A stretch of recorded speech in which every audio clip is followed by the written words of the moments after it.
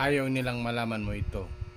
Ang cerebral palsy ay isang kondisyon na nakapekto sa paggalaw at koordinasyon ng katawan. Ito ay sanhi ng pinsala o normal na pagunlad ng utak bago o pagkatapos ng kapanganakan. Ang mga sintomas at epekto ng cerebral palsy ay nag-iba-iba depende sa kalubhan at uri ng pinsala sa utak.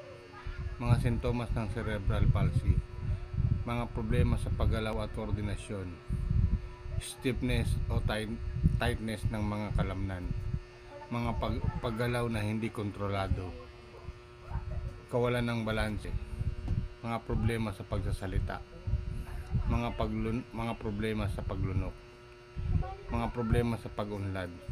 Ang mga taong may cerebral palsy ay maaaring magkaroon ng problema sa pag-unlad tulad ng mga nakapagkaantala sa pag-aaral o pagiging mahirap matuto.